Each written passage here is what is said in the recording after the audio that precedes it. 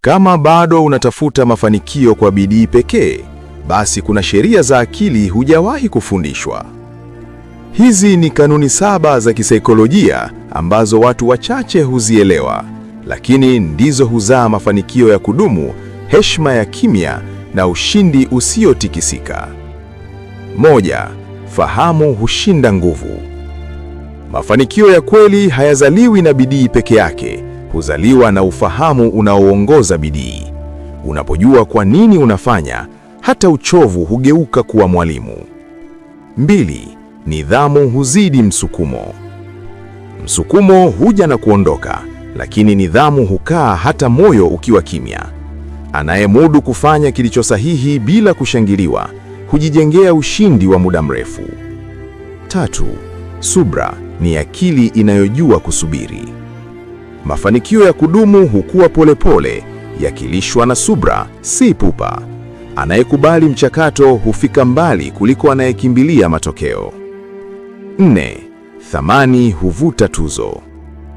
Dunia hailipi juhudi zako, hulipa thamani unayoiacha nyuma yako. Jenga kile kinachotatua matatizo ya wengine, mafanikio yatakufuata kimya kimya. 5. Mazingira hutengeneza hatima.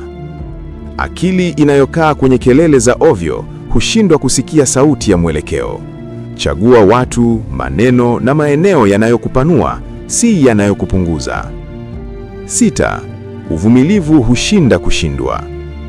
Kushindwa ni somo, kuacha ndiko kushindwa halisi.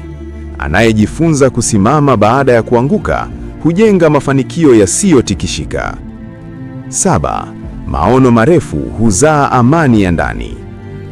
Anayeishi kwa kesho iliyo wazi, hachanganyiki na leo yenye misukosuko. Maono marefu huleta utulivu, na utulivu huimarisha ushindi wa kudumu. Mafanikio ya kudumu si kelele ya ushindi, ni ukimya wa mtu anayejielewa. Ukijenga akili, nidhamu na mwelekeo, maisha yenyewe yataanza kukuheshimu.